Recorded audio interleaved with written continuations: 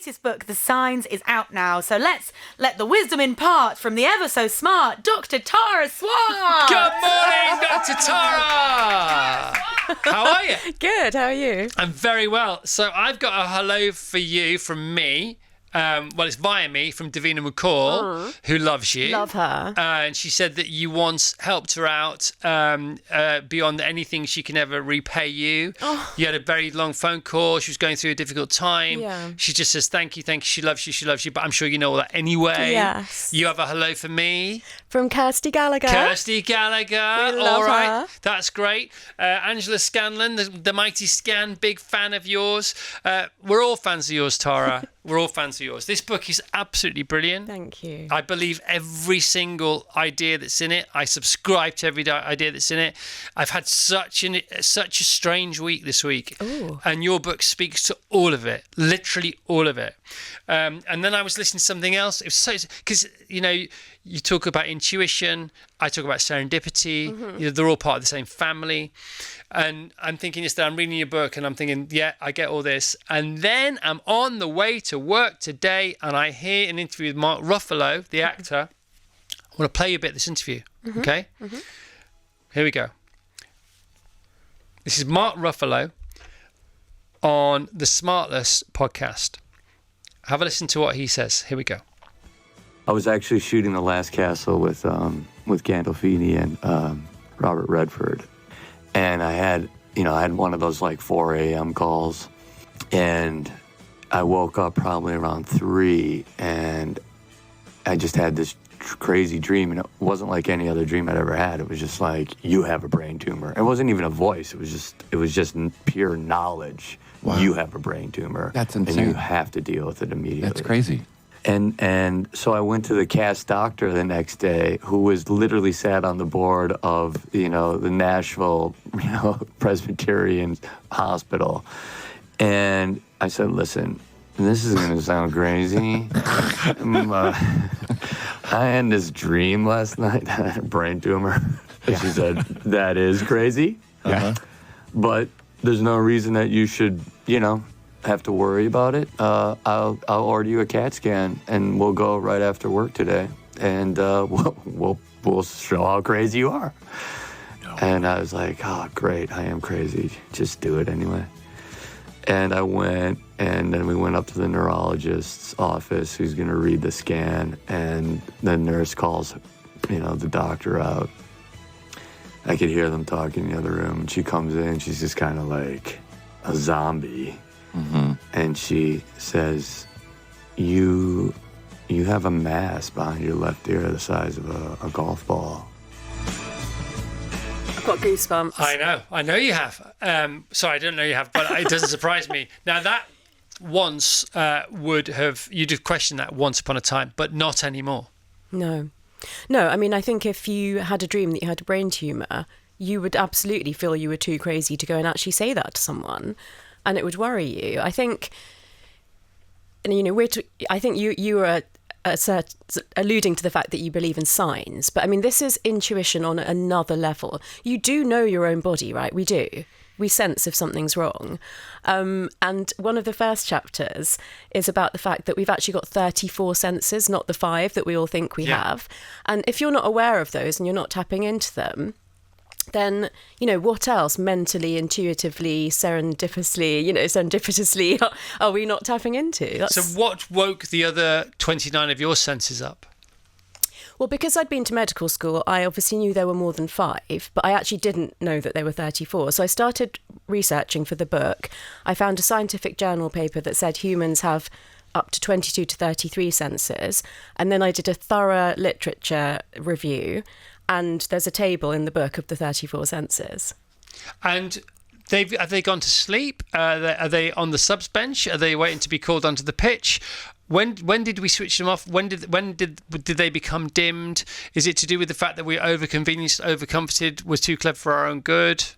I think we're disconnected from our bodies. I think modern life makes us live very much in our heads and overthink and have anxiety, and mental health issues are on the rise, but we're not listening to our bodies like Mark did listen to his body.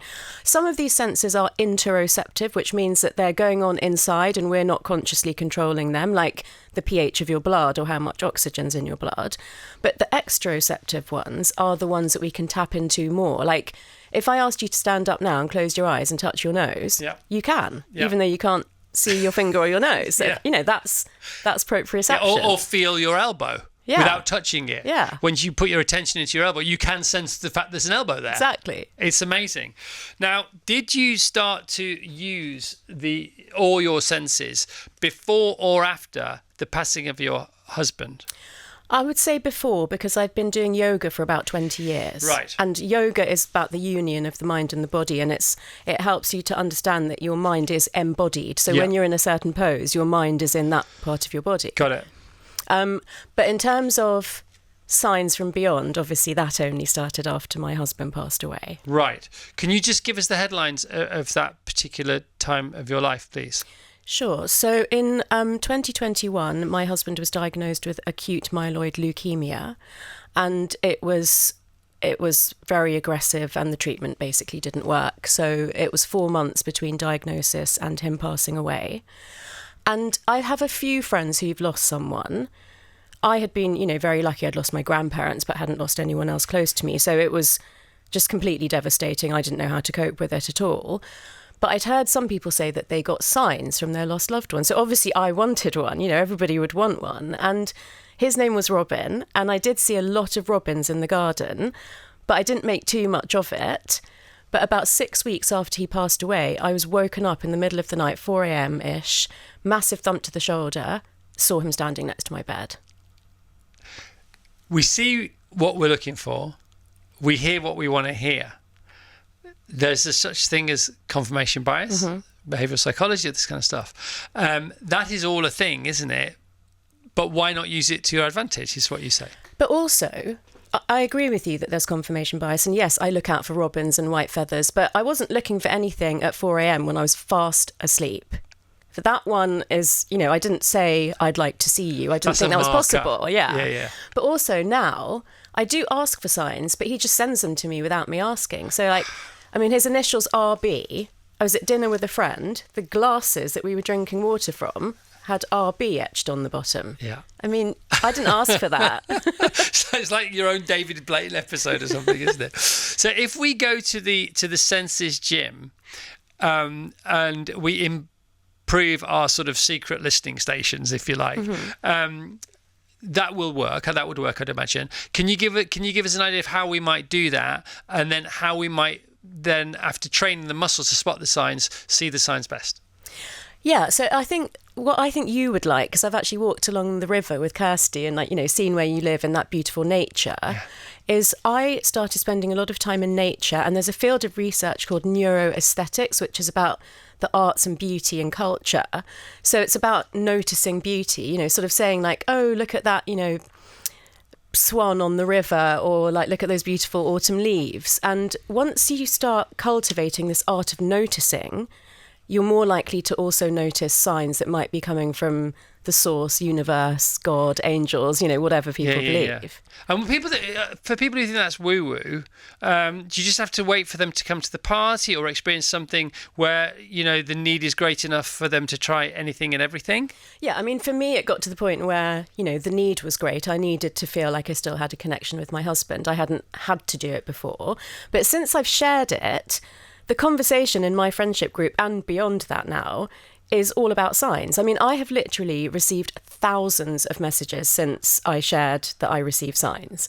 And it's a taboo subject, so people don't, I think they're ashamed of talking about it. But since I've come out and talked about it, so many people have, and I'm sure people will call in and say the same to you. You've given them permission, haven't you? Yeah. And you said that, following your husband's death, you were, as a qualified psychiatrist, had you been studying yourself as a patient or as a case study, there were signs that were both life-affirming and also concerning. Can you just speak to that a bit?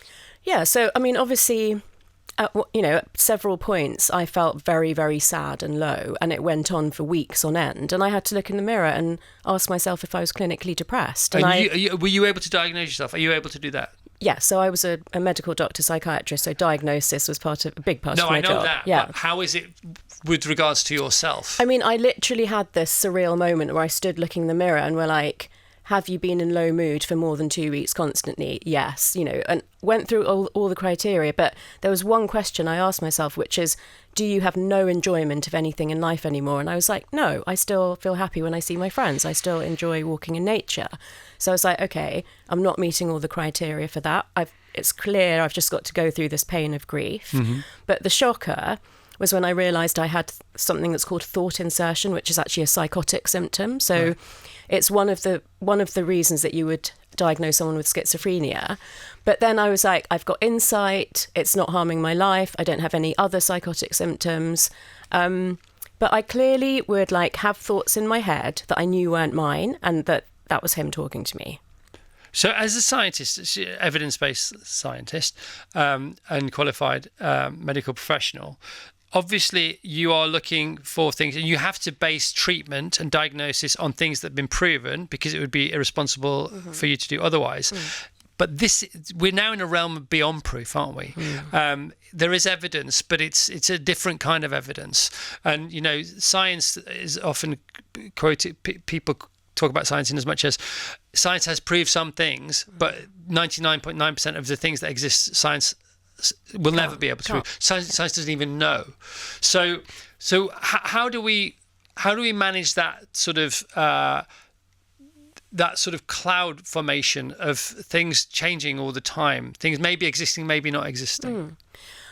As a scientist, you stand to be corrected. That's the point of doing research. And if you even think in our lifetimes, what was science fiction when we were kids, some of it's reality now, right? That's what Einstein said, isn't it? Imagination is more important than knowledge. Exactly. Yeah. And so I just think we need to be open to the fact that we don't know everything. And, I went through a very human experience, but I was able to step back as a scientist and look at what was going on for me. And I genuinely shared that, didn't expect the response that it's had, didn't realise so many other people have this. Yeah. And like you said, people feel understood and seen and heard, and they've got permission to say it as well now. And I'm just so grateful for that. You talk about other phenomena like hypnagogia. Just tell us about that as well, because these are all the magical states of mind, aren't they, where things happen that you couldn't consciously conceive of, because our sort of linear awake state isn't capable of it. There has to be something else going on, and it's just a question, and it is always going on, and it's just a question of, can we tap into it, or are we aware enough and present enough to recognize it when it's trying to help us? Yeah, so hypnagogic and hypnopompic states, they're not magical. They're very well established, psychological They phenomena. feel magical. They're basically the period of time when you're going from being awake to falling asleep, and the period of time when you're going from being asleep to waking up. And our subconscious is more suggestible at those times. Have you heard of the Tetris effect? No, I haven't. Did you play Tetris on a... Yeah, 100%. Remember if you did it last thing at night and then you closed your eyes, you could still see the bricks falling? Yeah. So that's where your subconscious is suggestible. So, for example, I keep my vision board next to my bed. So the things that I know that I want, I see them last thing at night just before I fall asleep. Brilliant. More likely to imprint on my subconscious. Love that. You were on my vision board, Chris. No, the thing is, because they say that there is another school of thought that the last thing you think at night is the first thing you think of in the morning. So you don't want that to be a bad thing. So even if you're going through a gloomy state or anything like that, just literally write something down, or read Jack and Jill Went Up the Hill, and just make it that, because your brain doesn't know what to do. It doesn't know whether it's an order or it's an... So why go to bed thinking something terrible? Yeah. Even if you are thinking something terrible, just say something out loud that isn't, and you might stand a chance of waking up happier. And I just do a gratitude practice the minute I realise I'm awake. Right. 100%. So before I can think, what do I have to do today? What time do I have to be where? I just think, I actually say, I love my silk pillowcase. I love my side sleeping pillow. I love my mattress. But that's a simple but beautiful way to wake up. And it blimmin' well works. And why wouldn't you do that? You're talking about close your eyes, the Tetris effect. So when we go running for a long time, so like a long time, like ultras, like 6-7 hours, when you stop running, the road carries on moving past you, even with your eyes open. That's really weird, like a stream almost. Yeah. Same kind of thing. What's the you in 7 years theory? So I think when you're like in a negative spiral or you've got a dilemma, it's very hard for people, including myself, to step slightly away from that and get perspective.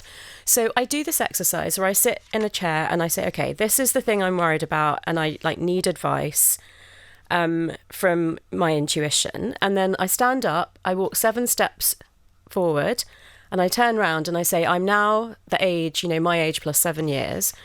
And I ask that person the question and then myself in 7 years' time gives the answer. And it's kind of like what you would say to your brother or your best friend, but you can't say to yourself. Yeah. Love it.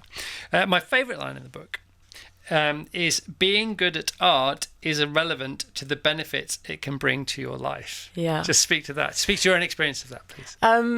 Well, I was told at school that I wasn't creative because I wasn't good at art. And I fully believed that for like 20 years.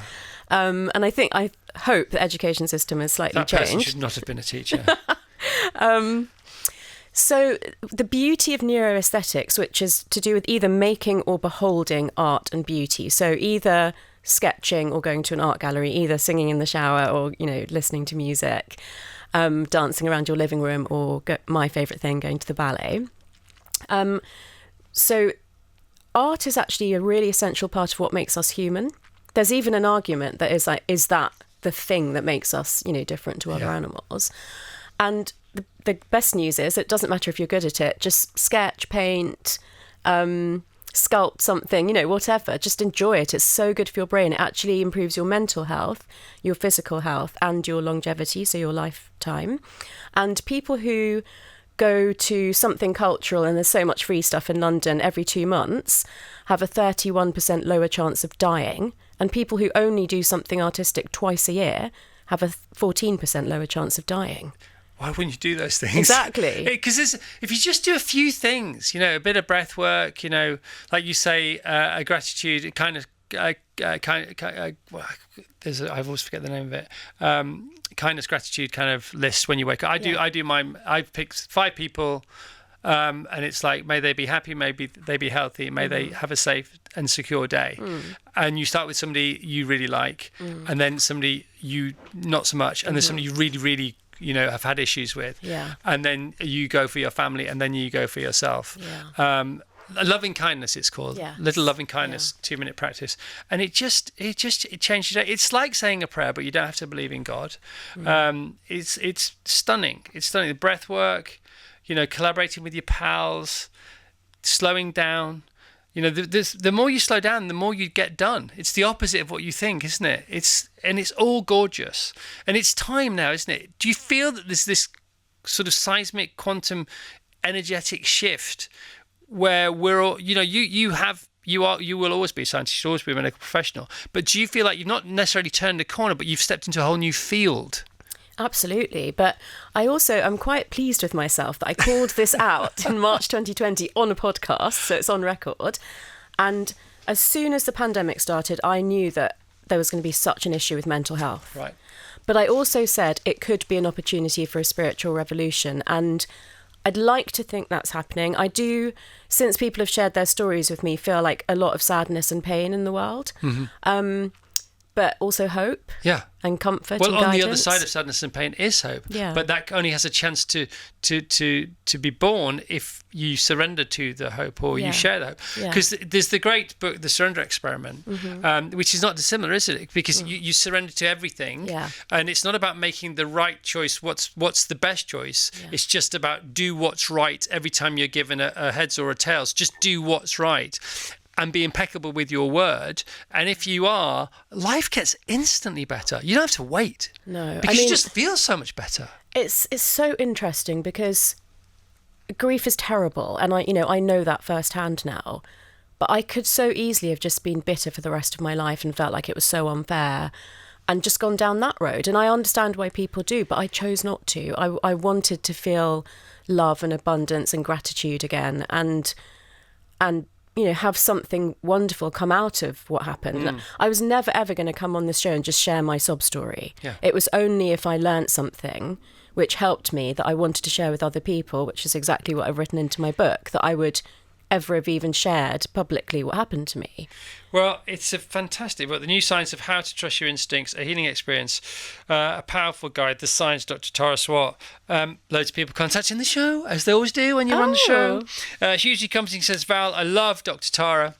My late dad, Eric, visited me one night during a difficult time. I awoke but couldn't move or open my eyes, but I felt him drumming his fingers on the back of my hand as he used to do in life when we sat together. I should have been alarmed, but I just knew he was always at my side. Aww. Will says, back in 2016, I lost my dad, which took a while to get over. I just carried on working and basically burnt myself out. I went to the supermarket one night to pick up something for dinner, and when I returned to my pickup truck, I saw a vision of my dad sitting in the passenger seat with the interior light on. I took this as a sign to say he was okay and that everything is going to be okay. Joanne in Scotland, I am loving this. I've always been a bit of a skeptic, but since I lost my dad, when times are hard or I need guidance, my dad always comes to my dreams, and I can smell smoke. He was a smoker in my house, and none of us smoke.